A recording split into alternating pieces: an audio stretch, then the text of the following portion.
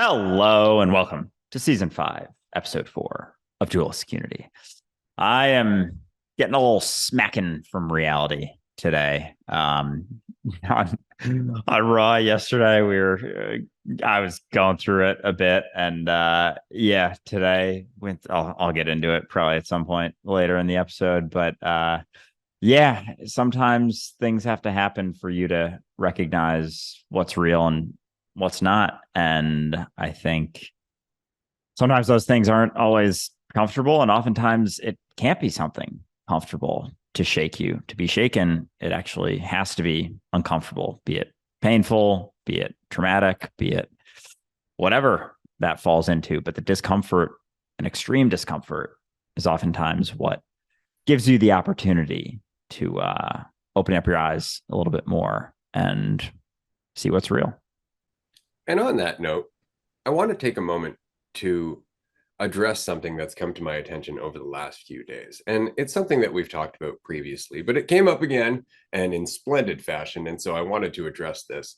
It is entirely possible to listen to this podcast and even participate in our live groups and still have a gross misunderstanding of what it is that we're talking about here. And it's because you can listen to anything, whether it be the groups, the podcast, the radio, the news. You could read the newspaper. You could overhear a conversation. You can hear anything. And you will hear that through the lens of what you are largely looking for and what you need to hear. And so it is very important to recognize that that is always happening and question what you assume this podcast is about. Question what you assume it is that we are saying. And an example of this is I had somebody express to me that we don't think there's a God, or rather that I think that I am solely God. And that is such a misunderstanding of everything that we've said here that it's almost heartbreaking that this person didn't just come to me and ask if I could clarify. Rather, they ran from the community, vilified the community, categorized the community as New Age, and now stand firmly opposed to listening to anything that's said from the community. And it's only because they were listening through the filter of what they wanted to hear, which was validating the position that they wanted to take the entire time, regardless of whatever narrative they might have told themselves as they were in the community. They were still looking for something, and so they got something that wasn't necessarily the all and everything of what this could be. So just keep that in mind. Question yourself. Question what you think this is. Question what you think the groups are about. Question what you think Andrew and I are doing this for. Question all of it. Because at the end of the day, it really doesn't matter. What matters is what you get out of it. What matters is your intention here and whether or not you want to grow. Because if you do, then you will find more and more ways to do so, regardless of what is said. Exactly. I like what you said about looking for something. And when we get so caught in looking for a specific thing, which we oftentimes do, like we get so caught in looking for things, but you can't simultaneously be looking for something and see what is and be paying attention to what is. And like, I think sometimes we get caught in thinking and not realizing how much we're looking for something, looking to get something out of something else. Like even any experience, if there's any ulterior motives, you're not fully experiencing that situation or paying attention in a conversation. If there's something that you're trying to get out of it, if you're trying to see yourself in a certain way or fear being seen in a certain way, you're not actually paying attention to the conversation, to the situation. And so it's like we have this sort of, I don't know, like a baseline sort of experience of reality. And the more we're looking for something else, just pulls us away from that experience of reality. Like it takes our attention out of the 100% attention we have available to us to pay attention. And I don't know if even when we feel like we're really paying attention, I don't even know if we come close to that 100% attention very often. And I think a lot of people are paying like 3% out of that 100% of attention because there's so many reasons for doing the thing. There's so many concerns about the thing, what it means about you, where you think you're going, what you think you're going to get out of it, what you're trying to get out of it. And so all of those things cut down that attention. And then, so if you're looking for something, you're paying less than half of the attention to it, there's no way you get out of it what's actually being said. So of course there's going to be a distorted point of view, because you're not even, it's like you're physically, literally not hearing what is being said. Like it is being translated to another sort of experience as it comes out of someone's mouth into your ears, because you're maintaining an idea of what you want to get out of it. It's not that the words being said by the person are any different. Obviously, it's the same words coming out to everyone, but we can actually hear different things based on ideas that we're maintaining, because that communication, we've said it many times, is a two-way street. And in order to hear someone fully, you have to let go of all the things that you're looking to get out of it, the concerns you have going into it, because every single one that you have is going to distort what's being said. It's going to distort the experience. It's going to take your attention away from what is. And there's always going to be consequences to that lack of attention. It's like crossing the street while you're looking at your phone. If it's a busy street, you're going to get fucking hit by a car. Like, and that's the same with reality. When we're not paying attention fully, it's like walking into that street, not looking, and sometimes getting hit by a car, or at least getting a scare as a car honks as they go by. See, now that's interesting, because we are still, to some degree, looking for something in terms of looking for growth. It's just that it's not the same as looking for something to stand on in terms of being valuable or right or correct. And what I mean is that there is an experience that we're trying to describe when we talk about growth. And ultimately, it's the experience of not settling on something that hinders further growth, not settling on that false certainty, not settling on that assumption. And so looking for growth is the process of surrendering false certainty. Right? So you're not looking for anything so much as looking out for all of the things that hinder you and letting them go one bit at a time. Right? Just as truth. That's all you're letting them go as, is the whole and complete truth that you can rely on absolutely and never have to question again. That is the problem. Concepts often offer the promise of being true forever. This is what it is. Don't worry about it. Now you know. But that's where you stop learning. That's where you stop looking further. That's when you stop opening yourself up to further considerations. And so that's really all the process of, quote unquote, looking for growth or being growth or embracing growth really is recognizing when you're getting in the way of growth, because we're the only ones that can do that. We are quite literally the embodiment of will. Growth is in our nature, but we are also limitless beings with a hell of a capacity to get in our own way. Yeah, I'm seeing that process of growth. Yeah, imagery that's coming to my head is it's like an ice cube almost. And as relaxing is the equivalent of melting. As an ice cube melts, it expands, it grows in its area that it covers, but it's not growing in a specific direction. It's not like it melts and it grows in one specific little skinny line. It expands equally around all sides. But if that ice cube had an idea of which way it wanted that ice to go when it melted, it had a specific idea, it would not be able to relax because it would be focused and it would stay in that form of ice essentially. And so it wouldn't shift and grow expansively. It would just stay in its spot basically. And so the desire to go in a specific direction doesn't allow for that experience, that embodiment of the relaxation to be had. And through the relaxation is the equivalent of the ice cube melting, and then it expands from everywhere from there, because it is, we were talking yesterday, might have been on the Patreon call, but about how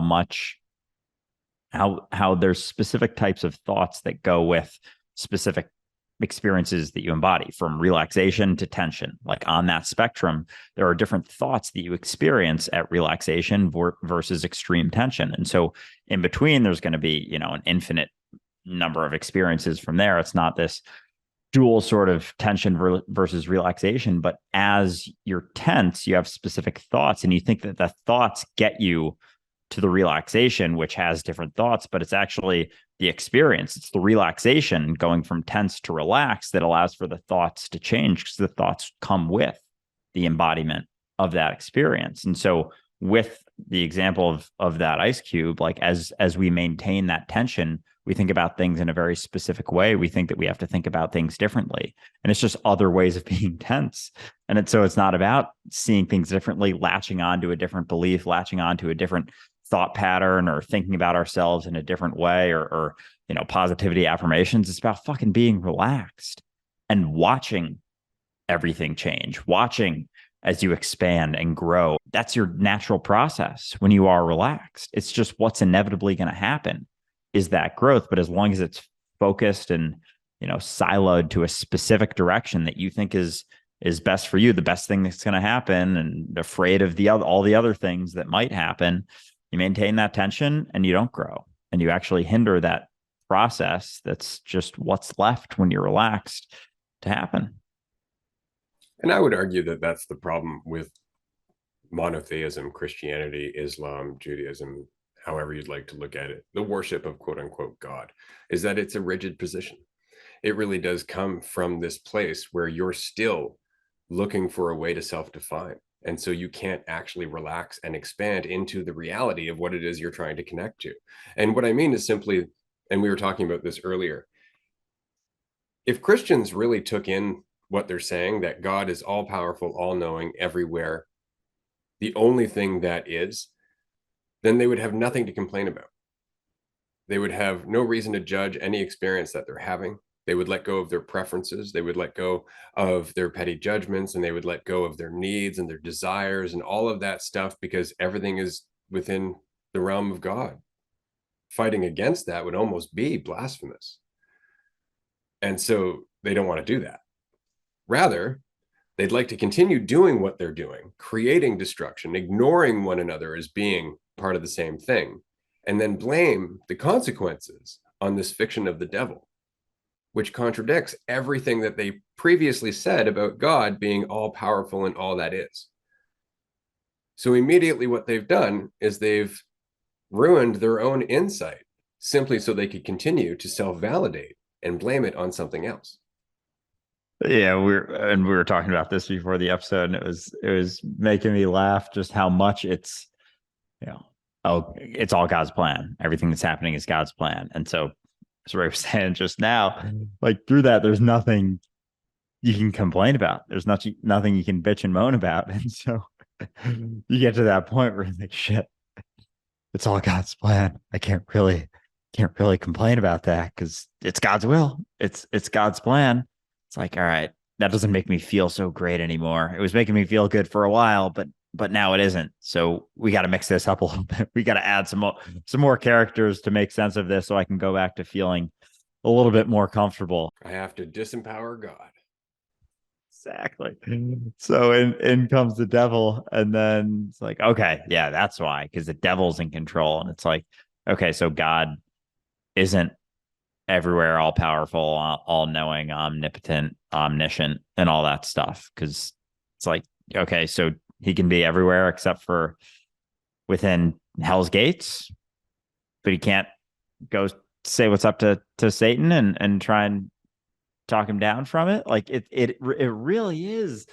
I'm just realizing, like you've talked about it before, how limited of a God Christianity maintains, and any monotheistic religion, really, just how limited it is. It's like, yeah, God's all powerful, except can't do these things, can't do these things, can't do these things. And he gave everyone free will. So then it's kind of like, and it's like, wait, so it's not all God's plan? Because really, when that comes into play, and I was thinking about this before, like that's usually the excuse that, oh, well, God gave us free will, but he still knows exactly what's going to happen all the time. It's like, did he give us free will, or is it still whatever's going to happen? Because when you recognize, say, God did give free will, then it's kind of like God isn't even in the sky controlling everything. It's kind of as if God is among the living. It's kind of as if God is playing out God's will. So if free will was God's will, then God's will is being played out through free will by us. so we're not disconnected from God. And immediately I can still hear it like, oh, well, no, he's just still there, like looking out. He got my sports team to win this weekend. So that's happening. He's gonna bring the troops home. So that's happening. It's like, Jesus Christ. So that's what God's doing, hanging out there, like rooting on certain sports teams, playing a made up game. And like, Jesus Christ, it really is so limited when you break that down. It's like, okay, so what did God even do then? It left. It created all of this and it fucked off and it said, here's a set of rules. I want you to follow these and I'll be back eventually after you die. Of course, you'll just come straight to me and then we'll sort all of this out. But until then, carry on, which again seems really limited. And if you were to hire somebody with that skill set, you would fire them rather quickly. So it seems really weird and counterintuitive to believe in this all powerful God that is constantly struggling against Satan, atheists and non-believers, people who do yoga and all these other things, constantly struggling, constantly needing help, constantly needing warriors of Christianity or warriors of Islam or warriors of God in there fighting the evil always. That seems like a terrible track record. Why the fuck would you trust your soul to this thing? Like, I'm just not sold. It seems like a pretty shitty deity at the end of the day. And it's just because, again, believers' imaginations are very limited more often than not because they believe out of fear, which means that they don't actually take the time to explore. They don't actually take the time to look around. They're too busy trying to settle on something that makes the fear go away. And so I was having a conversation about this with a Christian yesterday, and their point was, well, God is everywhere all the time, all at once. I know that. I said, okay, but that means God is also everyone all the time, all at once. And that's where the monotheistic view tends to fall apart, because especially if you want to hold on to something like Satan, because what I just said is that God is also Satan, which means that now all of your preferences about what God should do and what God should be go right out the window, because God is both sides of the duality that you're experiencing. But Christians, people who believe in God, often just want to believe in some benevolent being that's fighting off the darkness rather than a being that is both the light and the darkness.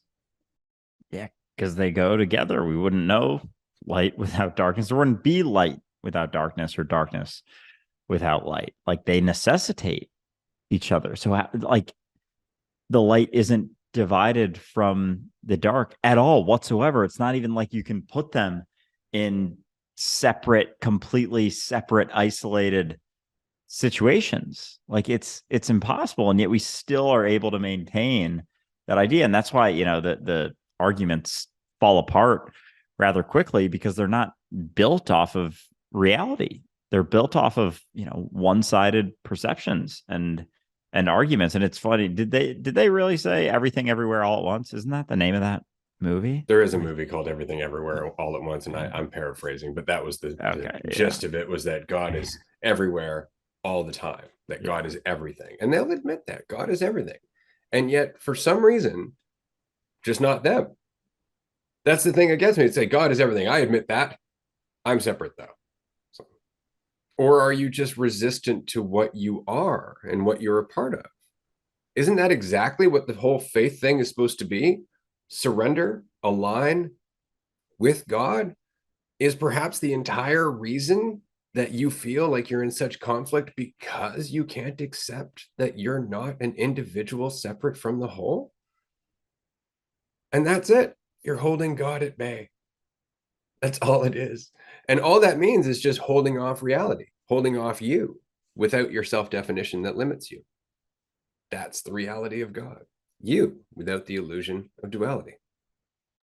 It's so interesting, because the argument usually goes, and you get to that point and it's there's just so much cognitive dissonance that comes up, but it goes like, God's everywhere. Okay, that includes you, right? You're something within everything. It's like, well, no, God's within me, but he's not me. And it's like, okay, so you're maintaining a conceptual idea of yourself that also isn't you. And that conceptual idea just doesn't include more than a little bitty bit of God in it. So it's because it's just a conceptual idea that you're maintaining. And so that's what it, and because it's all concepts, like it's all concepts. It's all, it's so fascinating that we exist in a reality where it's just straight up like concepts are believed to be truth. Like we believe that concepts are the truth. And even when you have conversations with someone like, and you break it down, you're like, the concept of a tree is not the tree. The concept of air is not the air you breathe. The concept of water is not the water that you drink. They'll follow that, but then there's still there's like infinite iterations of that, concept believed to be the truth. There's so many iterations that until you come back to the recognition that all concepts aren't truth, no concepts are the truth, you're going to at least believe some of them are, because there's so many. It's like you can recognize the quote unquote simpler ones not to be the concept, not being the truth of what it is, the air, the water, the tree, all those examples. But as they get more and more complex, it's harder and harder to not maintain a conceptual idea of it, because there's so much, like so many components to it, that there's going to be an opinion. And I'm not even just talking about humans. I'm talking about just more complex situations, like a war or something. Like obviously war fucking sucks, but in terms of, people fall on one side or the other, like, oh, which side deserves it, which side doesn't. It's like there's so much complexity to every situation, and everything that led up to it, everything after the fact, even some of the massive tragedies and atrocities that have happened in history. Like there's a lot that went into all of it. And yet we like to put it in just this most simplistic fucking box. Like this is good and this is bad. It's like there is an infinite detail to that situation, like infinite ins and outs, things that led up to it, things that followed it, things that happened in it. To just say like that's good and that's bad is fucking lunacy. Like it's absolutely absurd. And yet we do that. We do that all the time. And we do it in regards to ourselves and the situation that we're in. We do it in regards to other situations. Like you can't even fucking fathom or come close to taking everything into consideration about even the most basic of events. There's still so much to it. We can't even fathom it. So instead of continuing on through that and at least, getting into it a bit so we can at least make a little bit more of an informed opinion on it, we don't even take the first step. And we're just like, oh no, that's good. Oh no, that's bad. And that's it. Like we don't even venture into it at all, because it's almost like we know how complex it is. And so we just don't even try.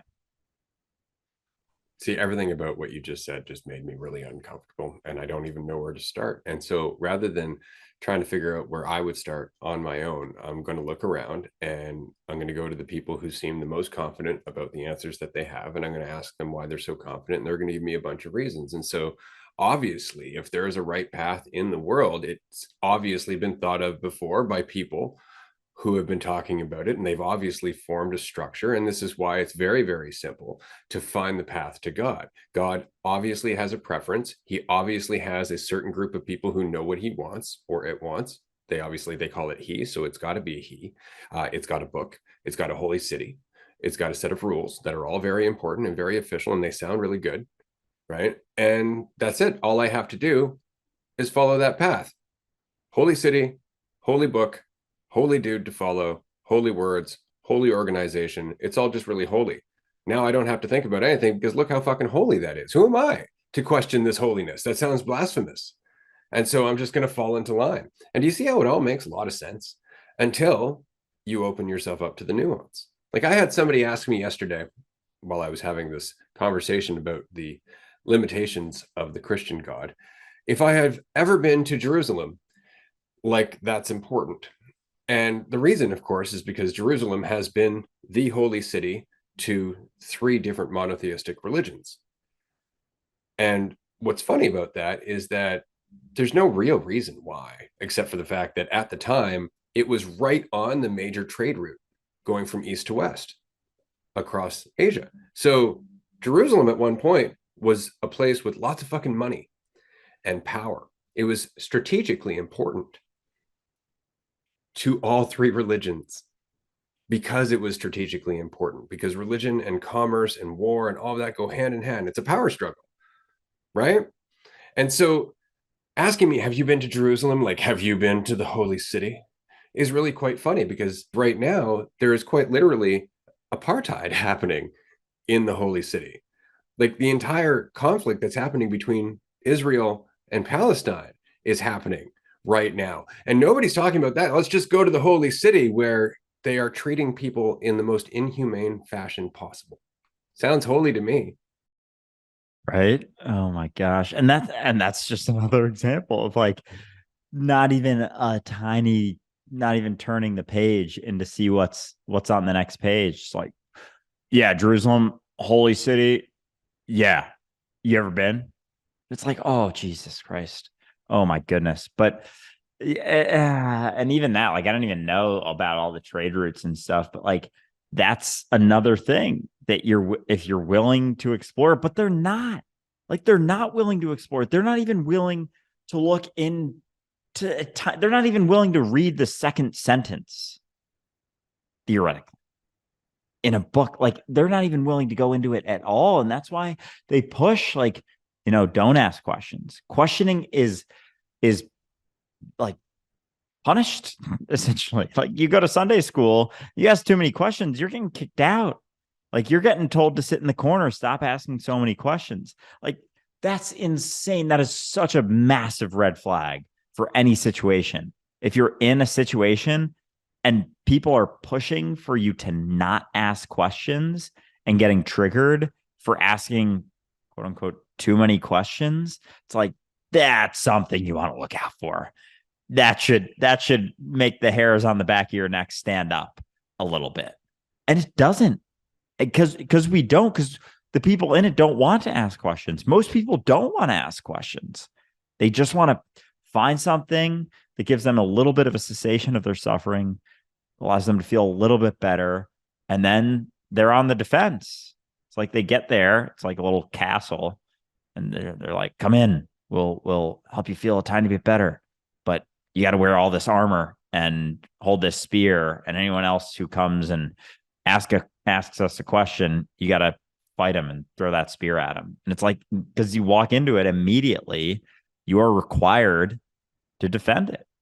You're required to defend it as soon as you're maintaining it as your source of feeling better. It's like, you're fucking fragile as shit as soon as that becomes your reason of feeling better, because it's not about finding something to make you feel better that is separate from you. Because like, as soon as it's some sort of fucking belief, like, you're on the defense as soon as you hold on to it. And then it's like, okay, now you're not suffering because of that so much, but now you're suffering because you're fucking exhausted from defending this all the time and being unwilling to explore something. And it's not to say that the exploration is comfortable. It's like defending a castle versus being out in the field and continuing to explore. It doesn't mean that the elements aren't going to, come up here and there, and you're going to be stepping into uncertainty each and every day, finding new things, but at least you're free. At least you're exploring. At least you're not contained to this little spot that's always cowering in fear because they don't know when the next attack is going to happen. It's like they're always on guard, always stressed out, like the fucking ice cube. It's always going to remain ice as long as it's on the defense, as long as it's defending everything it believes to be the truth. But that's why Christians are so defensive and so quick to just run away from a conversation after a certain point, is because they haven't actually done any thinking for themselves. All they've done is found Christianity, and they're relying on everybody else's interpretation of the handful of things that Jesus said in the 4 Gospels of the New Testament. Because they're not actually listening to what Jesus said. They're listening mostly to the interpretations of Matthew, Mark, Luke, and John, and everybody who followed. right? So they're not interpreting Jesus. They're relying on the word of God, quote unquote, to interpret Jesus for them. So they don't have to actually do any further work, which is why whenever you question them, they will quote chapter and verse at you, and yet rarely actually abide by those verses. For example, the conversation I had yesterday about Sky Daddy being offensive and blasphemous, to which I immediately quoted Jesus saying, forgive, turn the cheek, judge not, lest ye be judged. And I was told, right, but I have to defend what's right. So I want to identify as Christian, but I don't want to actually do what Jesus said. But because I identify as Christian, I'm fighting for good. And so it's really short-sighted because the only purpose is just how I feel about myself. But if they were willing to actually continue to look, that person would have went, right, I am getting offended. I guess I am judging. I am, in fact, holding on to something rather than recognizing that you and I are one. Love my neighbor as myself. Any of the things that are actually taught in that religion. Instead, it was just, that's blasphemous and offensive, and therefore you should stop because it's against God's plan, which is, once again, a really limited perspective of how all of this is working. And that's why Christians eventually just run, because you can take what they're saying and question it and actually get to a point where it starts to make sense, because it eventually gets to the point where you're talking about what Jesus said and not what any of the other people who interpreted Jesus said. That's where the conversation gets interesting. And that's where Christians run from. Jesus Christ. It's even funny to think that, you going against God's plan means that, does that mean you're more capable than God? Does that mean you're more anyone who goes against God's plan is like, okay, sounds like God didn't really have a great, well set plan, or had no control over anything. And if he's not in control of that, because obviously you think he's in control of everything, because that is what allows you to feel comfortable. If he's not in control of that, then what else is he not in control of? If he's not in control of one thing, he's not in control of one person. One person can do something that is against God's will. Couldn't anyone? And if anyone could, if anything could, then is there even a God's plan?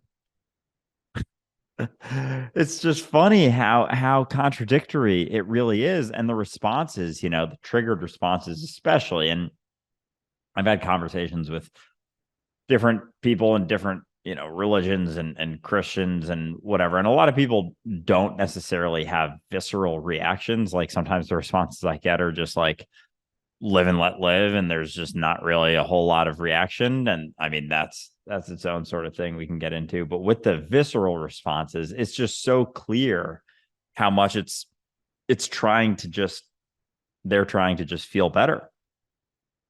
And so as soon as you come in and question something, it's like there's going to be the triggers that are set off because they don't feel as good anymore. And that's all it's about. It's like the only thing that it's about. So as soon as you come in and make them even the littlest bit comfortable, they start fucking whining like a baby because they're a little bit uncomfortable again. It's like, holy shit. If someone can ask you a question and give you a little nudge about your beliefs, like, hey, ever wondered if it's not the truth? And you're like, no, that's blasphemy. Are you kidding me? That's so mean. Of course, that's so disrespectful.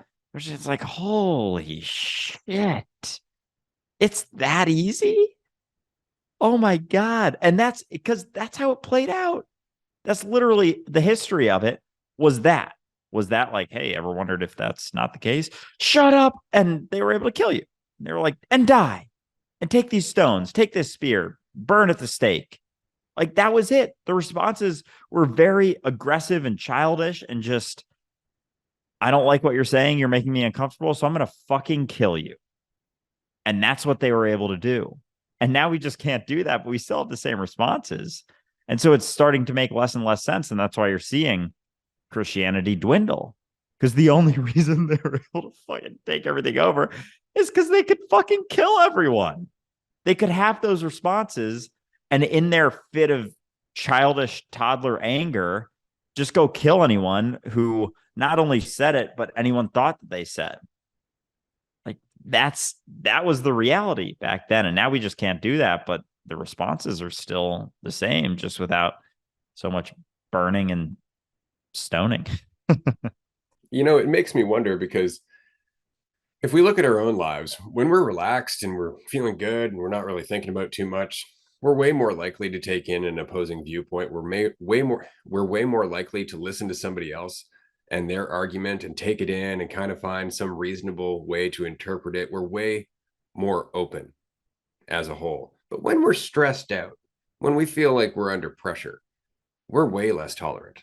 Somebody might come over with good intentions and say, "Hey, I just wanted you to know that this might be a fuck off."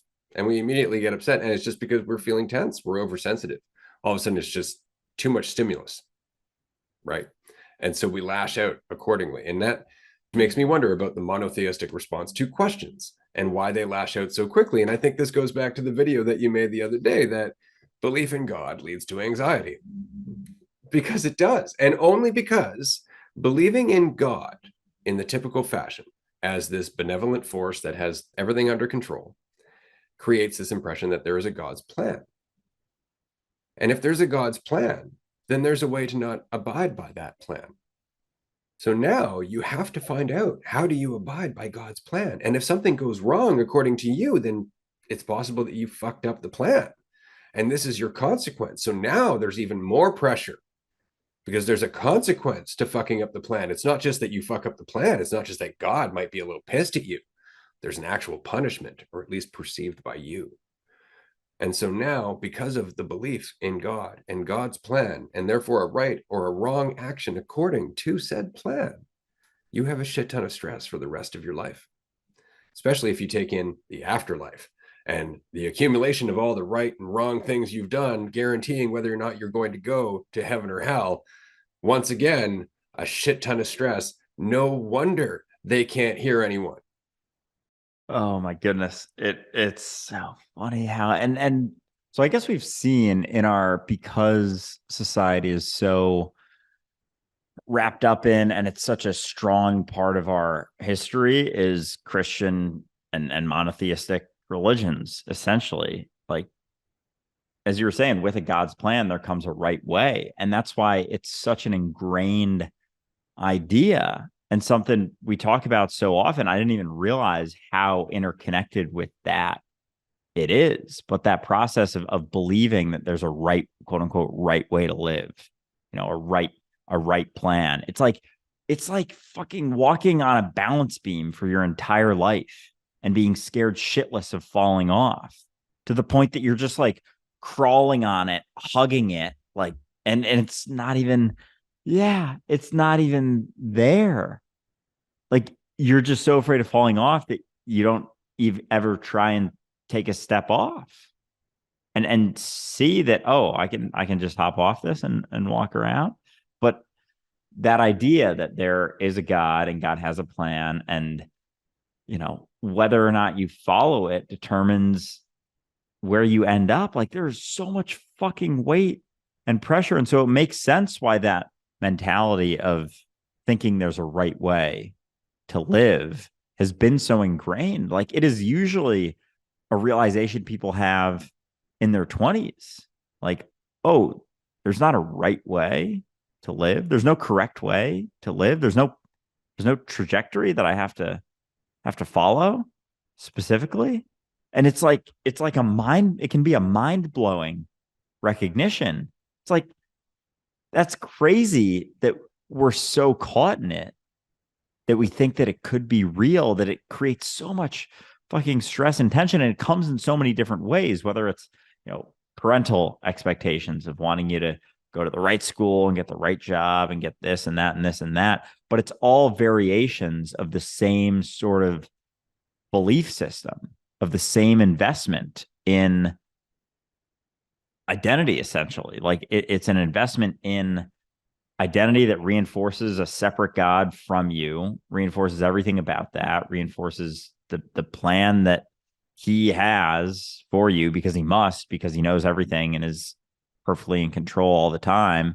And then there's all of this pressure that comes into that, to live up to his will, to live up to his plan, to be a good little Christian for God.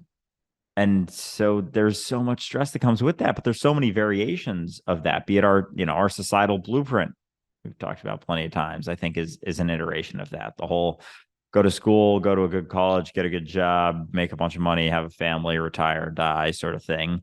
Like that is another variation of that sort of God's plan mentality. And there's so many different forms and variations of that, given, your background, given the culture that you come from, given your parents, your upbringing, and all of those things. But yeah, fuck, they're all just variations of that assumption that there is someone or something looking over us, judging us as we go. But it's really just our investment in our identity and ourselves, judging ourselves, looking at our progress, judging ourselves as we go.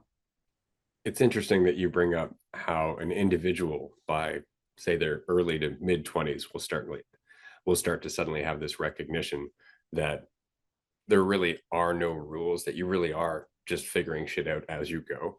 And yet collectively, we won't necessarily come to that recognition. And it's just because of the overall mentality that is within that group, right? Because what we're saying is that the perspective of a creator, the perspective of a God and a God's plan, and your role within that plan, and the possibility of people not abiding by that plan, and what could be the consequences if God's plan suddenly just fucked up and didn't work out at all. What would happen to everybody? And there's so much to that. And so you got to consider the stress. Now, what's interesting is that if you look at individual growth over time or individual development, stress and trauma actually cause developmental delays. Stress and trauma will actually make it so that a normal individual person who might have that recognition by 25 never has that recognition, because they're too busy dealing with the stress and trauma that they went through up until their 20s. They never actually had the time to reflect. They never had the time to find that space. They never had the time to find that clarity so they could actually continue to grow and evolve. And it's because the stress and trauma just wasn't alleviated at any given point. So that said, I remember growing up Roman Catholic, one of the earliest images that I was exposed to was a bloody Jesus on the cross. Some of the stories out of the Old Testament are terrifying. There is a great deal of trauma that goes with monotheistic religion as a whole, not to mention with all of the requirements that are put on children to abide by the rules set by that monotheistic religion. And there are some terrible ones. I remember when I was a teenager meeting a girl who had come from Egypt, where as a matter of course within her culture, she had basically had her private parts mutilated so that way she could never achieve any degree of pleasure from sex ever in her life. And that was a part of her culture because it was looked at as a sin. And this is what I mean by trauma. Children are raised in monotheistic religion thinking that this is what reality is. And because they're in an echo chamber, that's all they hear.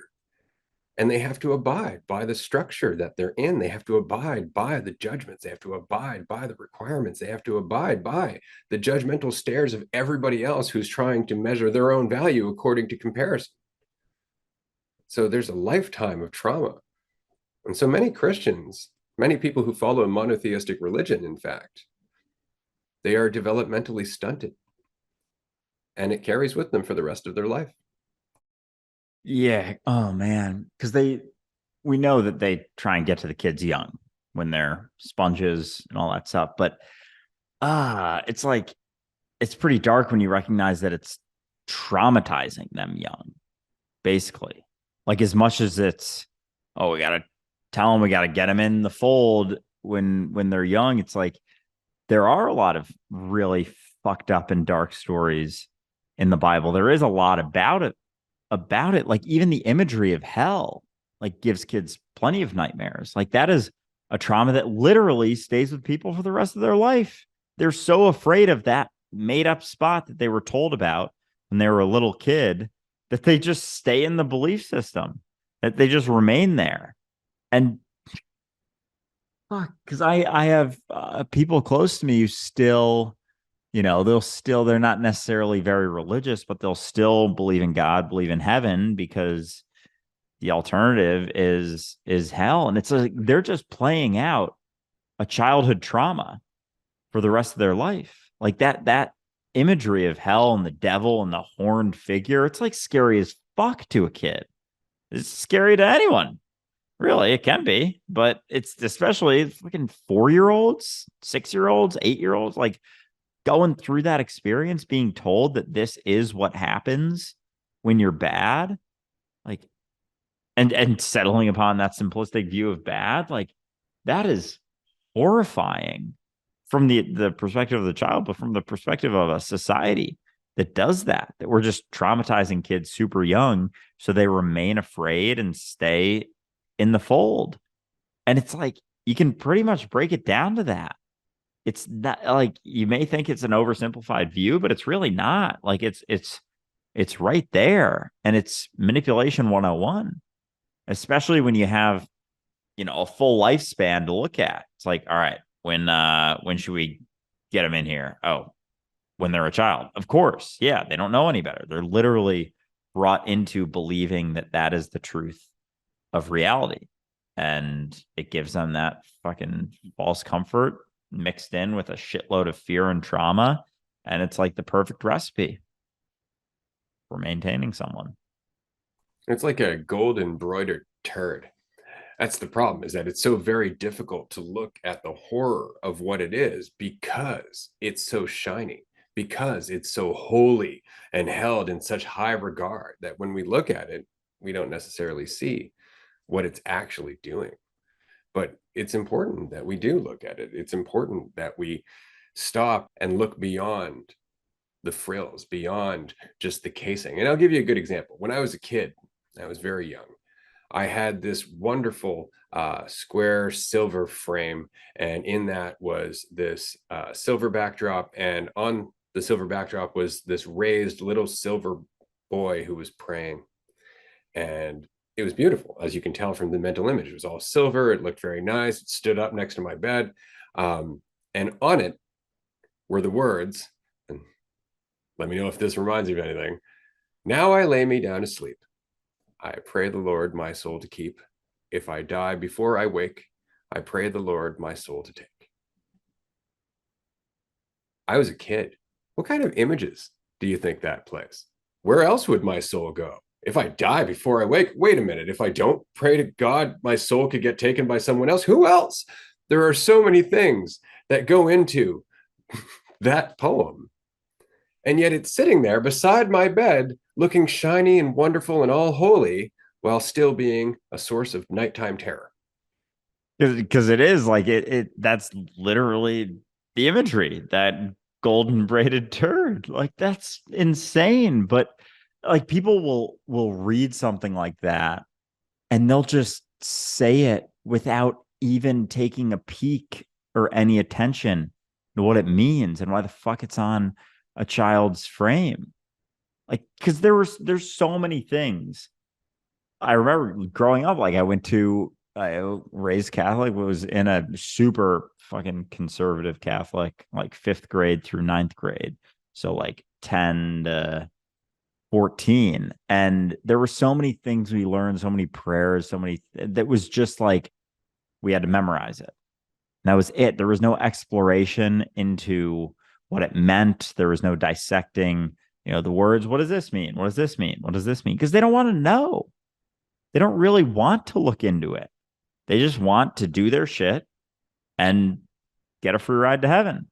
They just want to know what they have to do to get to heaven. And that's it. There's no depth to the experience. Like there were so many intricate, we had to learn so many different fucking prayers and poems. And there was no, like sometimes the poems we would explore a bit, but like the prayers were just learn it, just know it. We're going to say one of them before we go to lunch. We're going to say one of them before we leave for the day. Or we're going to say one of them in the morning.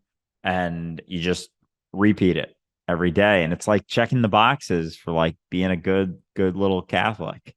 And that's because that's all it is. And that's all that fucking reality is to them and to a lot of people, like, which is really pretty dark when you realize that almost everyone is living just for a conceptual idea, just for the next thing, just for what this is going to mean about me based on just making an assumption about what it means about me and isn't actually what it means about you. Just getting to the next thing, just getting someone else to like me. And so we're never digging into reality. We're never digging into the situation that we're in. We're rarely paying attention to where we're at because it's always for something else. Just like memorizing a fucking prayer or poem without looking into what the hell it even means. Like that is a direct reflection, symbolic reflection of how we exist, of how we fucking live, which is just nuts. But it's everywhere, admittedly. Like even some of our children's nursery rhymes that we grew up with, and they weren't necessarily religious, but they just kind of seeped into the culture without us recognizing it. Like Ring Around the Rosie is a reference to the plague, right? Because you would be able to tell the plague by the rose-shaped sores with a ring around it, you know, pocket full of posies. They believed that there was that posies would hold off the plague, right? And then husha, husha, we all fall down, which is really dark ending to what is otherwise celebrated as a happy song by children, right? But the fact is that in Christianity, there are just numerous stories and numerous lessons that say if you don't abide by God's will, there is some punishment. There is some consequence to you not doing so. And so there is always that stress that goes with it at the end of the day. And what's a shame is that when you talk to a Christian or you talk to somebody who is monotheistic, a believer, and you ask them, well, do you have faith? They'll say, yeah, absolutely, I have faith. And you say, well, faith in what? Well, faith in God's plan. It's like, so you understand that God's plan is happening regardless of what we do? Well, no. Well, then how do you have faith in God's plan? It sounds like God really needs you to be in here pulling the strings. It sounds like you're super important in this whole process. That's what it sounds like. And that's ultimately it, because the alternative to having faith in quote unquote God's plan, which is ultimately about me and my role and how I'm a good person because I'm abiding by God's plan and all that, is to let all of that go and actually just be here in the moment, facing reality without any of the false certainty, without any of that posturing that allows me to judge other people as somehow being less, without that false suit of armor to protect me from everybody that I perceive as separate. I would eventually come to the recognition that I'm not. But that's what religion is. It's a false suit of armor that protects us from God. So without that God's plan, or even recognizing exactly what that God's plan means when it gets pointed out, like if you take that even just a step further, like, oh, everything is God's plan. It's like, okay, so you don't have to think about what you're doing. You can just continue to act and know that God's plan is playing out. And yet there's that idea that it's all God's plan. And yet there's still the maintenance of, oh, am I doing this right? Am I doing this wrong? And it's all like personal perception of the situation. So it's funny how they maintain that idea of God's plan while simultaneously questioning every fucking thing that they do, everything they say, everything they go through, feeling insecure about things, feeling afraid of certain things, feeling all this stuff, questioning their feelings, feeling like they shouldn't be feeling a certain way. It's like God's plan, motherfucker. Like, what do you, where did that leave the chat? When did God's plan and everything that you do being God's plan leave the situation? It's like, oh, as soon as you start feeling uncomfortable about something, holy fucking shit. Oh, so you're just maintaining this to feel more comfortable. And it always comes back to that. Because it's like, okay, it's all God's plan. I'm feeling a little bit uncomfortable. I can't step. I got to figure something else. I got to pray to God. I got to talk to God now because I'm feeling uncomfortable. It's like, what the fuck happened to God's plan? I thought that was what was being played out. And so you dig into that enough. It's like, okay, so I don't have to think. But then you stop thinking and then you stop believing because you can't simultaneously not think and believe. You need thought in order to believe. So it kind of upends itself once you start to really sink into what it is. Because without thinking about the situation that's happening, judging yourself, judging all the other fuckers that you judge all the time because, you know, they're they're clearly not following God's plan. It's like, wow, they sound pretty powerful. As you dig into that, like you realize that you don't have to maintain the thoughts and the judgments. And then as you stop thinking and judging, you start to feel more free, but you're not maintaining the story, the idea of God, and all the things that are happening anymore. So you run from that and you're caught between a rock and a hard place because it's either all God's plan or you don't have to think. And you can't really have both. It can't be God's plan and you thinking and judging the situation. Because if you're thinking and judging it, you're doubting the fact that you believe that it's God's plan. So you can't do both. And so it's a little, and then that gets uncomfortable, and then you just start getting angry, and then the cognitive dissonance kicks in, and then you're just like, just no, you're wrong. And then you settle on that, and that's your new spot that you sit in. It's like you can't have both, but we don't really think logically about it very often. No, because we're really caught up in the story, right? Like when you really take into account everything that goes into the narrative of monotheism, it's really quite impressive and all encompassing. You can really see how people get kind of caught up in the fandom, as it were, because really it's just like being super absorbed in Harry Potter or anything else. This is why when people start quoting chapter and verse, I usually say something like, yeah, but you should have saw what Gandalf did with the Balrog. Like, and it's just because it's just as relevant, right? But they will talk about like how God is all powerful everywhere, all at once, so on and so forth. But then there's the devil. And then God's got angels because the devil's got demons, and the angels and the demons they're fighting one another. And then there's people on earth who are aligned with the devil and the demons, and they got to fight against the people on earth who are aligned with God. And there's this giant fucking battle that's happening all the time. And when you're like, well, okay, but isn't this all God's plan? Like, I thought this was God's plan. And then they're like, well, yeah, but don't worry because Jesus is coming back. And it's like, oh, okay. So this is all supposed to be this fucked up until God plays his Hail Mary, forgive the pun, as it were, and brings in Jesus to wrap it all up at the end. Is anything going to threaten that? Well, yeah, the devil. It's like, okay, so it's not a guarantee.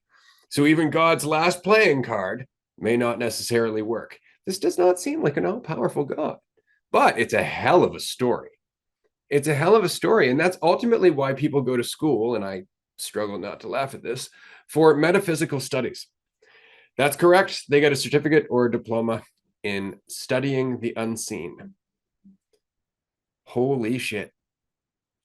Just fucking crazy. But this is what they learn. They learn about this. Oh, this angel represents this, and you've got the Archangel Michael, and you've got, the angel of death, and you've got Lucifer, the morning star, and, the Holy Spirit, and all of this stuff. And they tell you all of this conceptual nonsense that would make for a great fucking novel.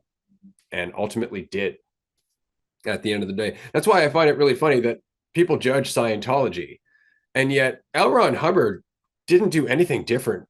He just wrote another book that was kind of taken to be like a Bible. It's just as fucking ridiculous. There really is no difference except that it gives people something to cling to for a sense of control to get some measure of value compared to some fictitious bar. Now they're measuring their thetan levels. Right? Whereas in Christianity, it's like, how devout are you? How many times have you went to church?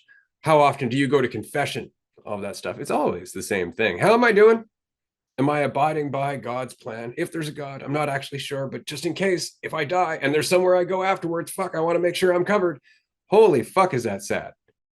They really are just incredible stories. Like that's just it. And the whole thing playing out with the God and the devil and the war and the angels and the demons and all of those things. It's like we're writing a movie script in our head, and we're just like, yeah, that's also exactly how everything happened and how it's happening right now, and it's all happening in this other place. It's the same with any of the like intergalactic war stuff. It's like, yeah, it's a great story. It's super interesting, and it's all hearsay. Like none of it is confirmed, and then you get the responses of like, well, you can't confirm that God isn't real. I'm like, and I'm not saying that it isn't. It's just never what you think. And that people don't like that either. What do you mean it's never what you think? You're not saying anything. That's not saying anything. It's like, it's not settling upon something, which is reality, continued uncertainty for eternity. Like, that's what it is. When did reality become certain? When did you know how things were playing out, what they meant, what's going on? And even, from that point of view of what's going on, like, holy fucking shit, there's so many things going on in each and every moment. We couldn't even fathom comprehending all of it. And we were talking about this before with good and bad. Like, there's no way to settle upon a specific thing. There's way too many things to consider to settle. And so by settling, it's just getting to a certain spot of consideration and being like, yeah, that's as far as I'm willing to go. It's basically just like settling on a false certainty is just giving up on reality. It's literally giving up on reality as opposed to continuing to be it. Like, as we settle, it's just us throwing in the towel, being like, yeah, that's the extent to which I'm willing to question, be uncertain, look into things, dig into stuff. And then we're stagnant, and there's always going to be consequences of that, because it doesn't change the fact that reality continues on. Wherever you settle, you get to a spot that's a little bit more comfortable. It's comfortable for like a split second, I don't know, maybe a day, and reality continues. Reality continues to be uncertain, and it's going to show you exactly what you're not paying attention to based on what you're holding on to. Because as your attention is on that, on being a believer, on the story you tell yourself, on there being a judgmental God, on the measurement of your progress, you're not paying attention to what is. So many things pull our attention from fucking reality, from just being reality in the experience that we're having. And yet we think that one of those things that's pulling our attention away from what is what is somehow. And we're like, no, that's what is. And you can't tell me otherwise. Otherwise, you're super disrespectful and just a meanie. It's like, oh, Jesus, we really are back in elementary school. Because we think it's just about following the right person, which is, of course, going to go with the idea of God having a plan. Somebody's got to know that plan. This person knows that plan. Let's follow them. Guaranteed success. That whole thing. But we rarely take into account that the people that we are often looking at as being those who have aligned with or recognized the reality of God have done so by letting go of religion. They've done so by just deepening their experience of the present, which means humility and faith. It's to let go of everything and actually just be with whatever God might be. Because if it really meant something to you, and this is how you know it doesn't when it comes to believers, if it really meant something to you, you would sit like a student and listen to what reality is always telling you about yourself. That's all it takes. Instead, you're looking for somebody else's notes so you can feel like you're going to pass the test if there ever is one, and you aren't recognizing that each and every moment is the opportunity for you to live in the reality of what is, in unity, in peace, in freedom. There is no test at all, except whether or not you're willing to be here. And that doesn't have to be a test, but it is if you're afraid, because that's the whole point. You have to let go of your fear. That's the faith. It's not let go of your fear by believing in God's plan and aligning with it and convincing yourself that, I'm good now because I know God's plan. That's still false certainty, right? You're still at the whim of some other entity and its ever-changing plan. You're really banking on that plan never changing, right? So at the end of the day, you may as well just let go. And if you truly believe in God, that it is all powerful and everywhere and all is connected to it, then the best thing you can do is let go, because that's truly showing your faith. But it's when you have faith that you start to recognize the perception of a God divided from you is just a perception that's based on fear. It's a perception that's based on the limited idea of yourself, and that the reality of God is that it's always here now. The kingdom of heaven is here now. You are always with God. There is nowhere to go. Eternal life. That's the reality. It has nothing to do with belief. Because if you have a certain fear and you start believing in something separate from you, it's not working on the fear. It's like having the fear, layer one, and just being like, that's scary. What do I do? I could look at the fear and where it's coming from, but that's uncomfortable to do so. So you look away and just add a belief on top. The fear doesn't go away. You're not chipping away at the fear. You're just numbing it.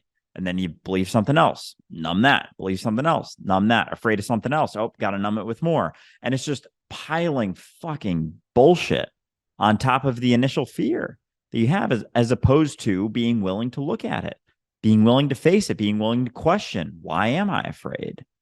And so we don't even do that. We don't ask, why am I afraid?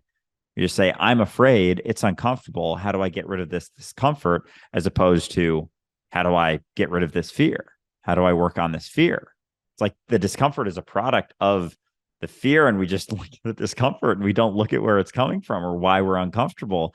And we just face that and deal with that. We're always dealing with the products of a mentality, the products of the root, the extension of the reality of where it's coming from. We're always focusing on that because it's more immediately available. It's easier to deal with. It's quicker. It's that, quick solution, that quick fix, that process that you don't need to dig into that. You can just add something on top and you won't feel it as much. It's like, being worried about something and drinking alcohol to cope with it. It's like you're going to wake up the next day feeling worse, and that worry is still going to be there. You're just putting something on top of that worry or on top of that fear, and it's going to come back because it's going to do some damage to that fear. The fear might be actually a lot worse when you come out of that. And it's the same sort of thing. It's just layering on top as opposed to being willing to look at it and face it. And so the belief system it's almost as if the beliefs are like the alcohol, whereas the willingness to sit in the uncertainty and face the things are like, the mushroom or something. Like they don't add anything to you. They peel it back so you can get closer to where that fear is and be able to look at it. And, weed the same, peeling those layers back to see where that's coming from and then actually look at it. It gets more and more uncomfortable the closer you get to that point of fear, but at least you now see it. You're like, oh yeah, that's where all that other shit is coming from. And now you can look at it. Doesn't mean it's not going to be uncomfortable, but it is worthwhile because it does still, no matter how many fucking layers you add on top of that, it still has impact. It always does. It's like it's bubbling under the surface. And, you feel you have 100 layers on top of that. It's not like it's super impactful, but you're still feeling it and you have no fucking idea where it's coming from. It's always so funny to me because Christians or believers will often say that, there's nothing more important to them than God, while they cling to fictions that hold off the fear rather than facing the fear, which is what would bring them closer to the reality of God. So God might be super important, but not important enough to feel uncomfortable about, right? Which is unfortunate at the end of the day, because it's in that discomfort that our awareness expands, which is ultimately what this is all about. It's not about believing in some concept that makes me feel better about the life I currently perceive to be the truth right now, because my experience could be the result of a very limited perception of what it is I'm experiencing right now.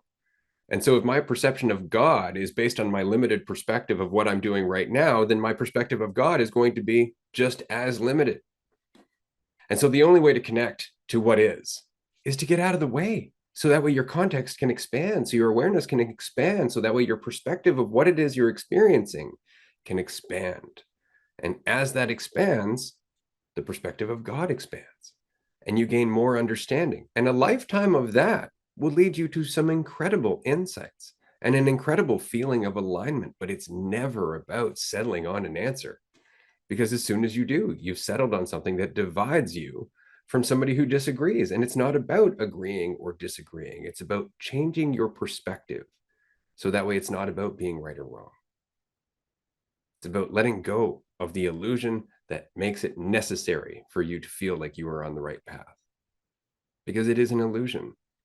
And it's funny because in the Bible, they would call that other voice of God or the awareness of the universe Satan, or just the adversary, not to imply that it was ever separate from God, but kind of like God's own inner voice going, yeah, but what about this? Which is very much what we experience. We are the awareness of the universe. But we've always got that little bit like, yeah, but what about this? And that's our fear. That's our wanting to be individual. That's our desire. That's our desire for division. And that's our want of control. We all have it. It's just about understanding where it comes from, why it's there, and the consequence of listening to it too often. It really is that the perception of division, the voice of the ego, the voice of the devil. Like that's what it is. And it plays out in so many different ways. The promise of all the glory and all of your desires. But at the same time, with that inherently comes the fear. It's always that. It's always been that. And as we do things to dig in to that perception of ourselves, even the thoughts of like, you got to love yourself more. You got to love yourself more. Like that's fucking devil whispering in your ear. I love yourself. Yourself as opposed to let go of yourself. Let go of yourself. Let go of yourself. Like there is a drastic difference between those two phrases because one is reinforcing that perception of division and one is letting it go. But it's always been that. And we see it play out in so many different ways. What people strive for, what they want to happen, and their plan, their personal plan, as opposed to letting go of their false certainty that allows them to even come up with any degree of a set path or plan and just pay attention to where you are. As long as you're maintaining a path or a plan or an idea of where your life should be, you're not paying attention. You're not paying attention to where you're at. You're not doing the thing for the thing. You're doing it for everything else. But this thing happened that I don't like. And therefore, because I'm uncomfortable and I don't like it, it must be from the devil. Because if it wasn't from the devil, it might imply that I've upset God. And I couldn't possibly have upset God because I've been abiding by all his rules. I've been telling everybody else how godlike I am. I've been telling everybody else to worship God the way I do. I've been doing all of the things in the book. So therefore, if I'm suffering, it's got to be the devil. It's got to be. Right. And it just comes down to, again, self-soothing, self-validation. At the end of the day, we just want to have a preference. And then when life doesn't go the way that we would prefer, we create a narrative instead of just dealing with it, surrendering to it, learning from it, and thus becoming more aligned with what is. And so more godlike at the end of the day. And it's so funny because we get really carried away with this idea of God in terms of it being this ultimate deity.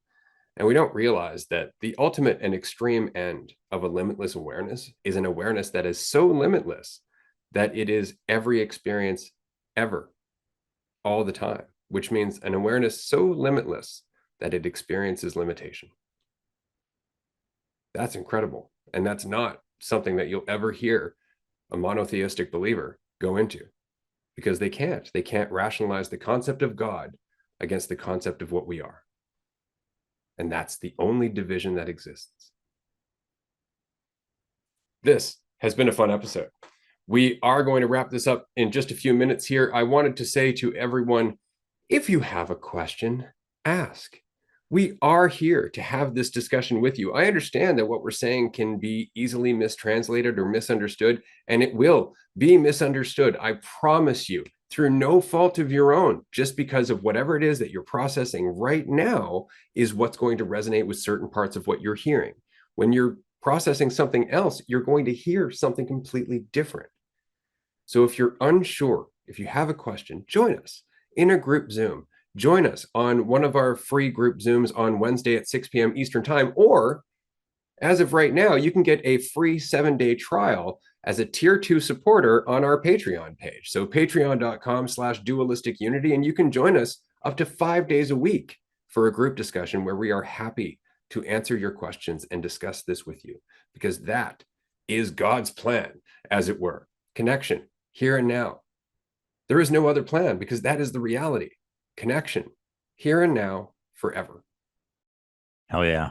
I'm very excited about the free trial offering on Patreon because there's a bit of a wall there, obviously a paywall, but with that you get a free trial. At least take advantage, see what it's like, see what those 7 days are like. Patreon.com/dualistic unity. We are excited to see you there. But this has been a fun chat. I'm glad we're able to dig into this and just discuss the conceptual idea of God versus the reality of it. We're not saying that God doesn't exist. We're just saying that it's never ever what you think and doesn't not include you. But this has been a lot of fun. So I appreciate everyone tuning in and excited to chat with you soon. Bye, everyone.